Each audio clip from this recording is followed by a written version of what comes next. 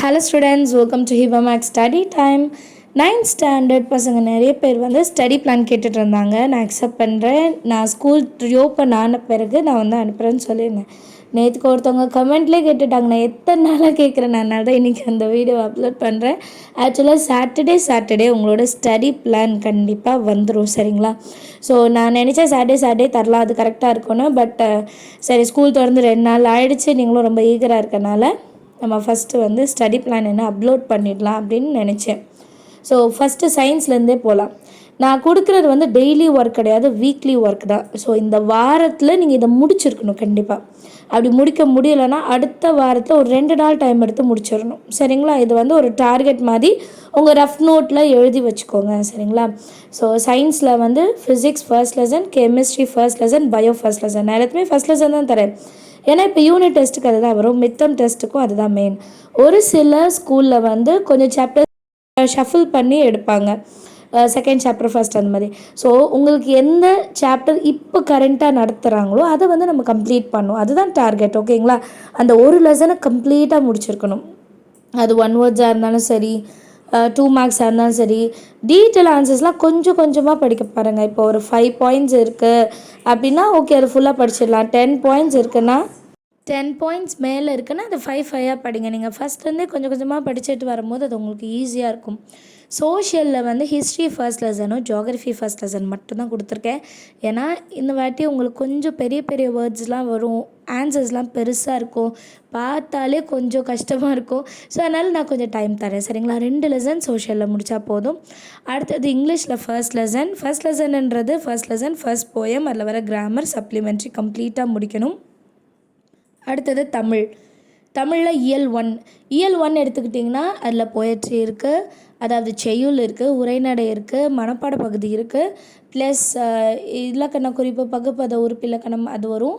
அதுக்கப்புறம் இன்னொன்று இருக்குது இல்லையா, கட்டுரை. அதெல்லாமே வந்து கம்ப்ளீட்டாக முடிக்கணும். நான் வந்து ஒரு லெசன் தான் தரேன்.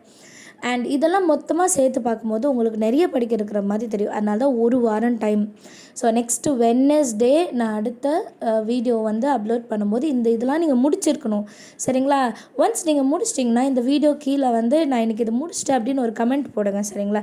ஸோ தட் அது பார்க்கும்போது இது முடிக்காத இருக்கிற பசங்களுக்கு கூட பரவாயில்ல, இவங்களாம் செய்கிறாங்க, அப்போ நம்மளாலையும் செய்ய முடியும் அப்படின்னு சொல்லிட்டு ஒரு மோட்டிவேஷன் இருக்கும். உங்களால் இன்னொருத்தவங்க படித்தா அதுவும் நல்லது தானே.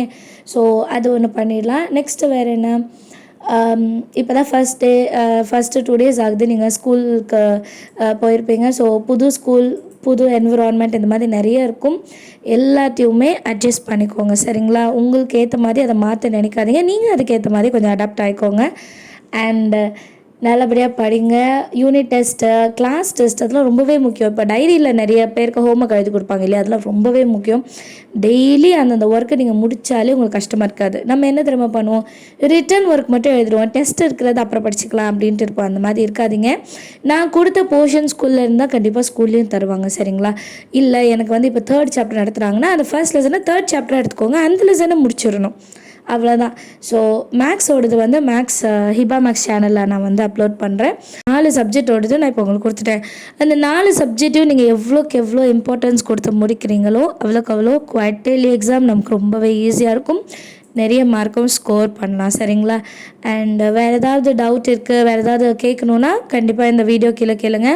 அண்ட் ஹேண்ட் ரைட்டிங் கொஞ்சம் ஆவரேஜாக இருக்கிறவங்க கொஞ்சம் இம்ப்ரூவ் பண்ண பாருங்கள். ஏன்னா நெக்ஸ்ட் இயர் 10th எழுத போகிறோம். உங்கள் ஸ்கூல்ஸ்லேயுமே அதை சொல்லியிருப்பாங்க, நீங்களும் அதை ஃபாலோ பண்ணுங்கள்.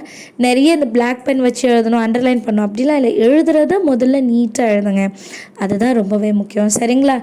அண்ட் நான் எப்போவுமே சொல்கிறது தான், ப்ராக்டிஸ் பண்ணுங்கள், டெஸ்ட் எழுதி பாருங்கள், கரெக்ஷன் பண்ணி பாருங்கள், தப்பாக இருக்கிறத 5 times எழுதி பார்த்துட்டு மறுபடியும் டெஸ்ட் எழுதுங்க, சரிங்களா? இந்த மெத்தட் வந்து நீங்கள் எப்போவுமே ஃபாலோ பண்ணணும். Practice, test, correction. இதை வந்து உங்கள் நோட்டில் கூட எழுதி வச்சுக்கோங்க. இதை நம்ம ஃபாலோ பண்ணுறோம், கண்டிப்பாக நல்லபடியாக மார்க் எடுக்கலாம். தேங்க்யூ ஸோ மச் ஃபார் வாட்சிங்.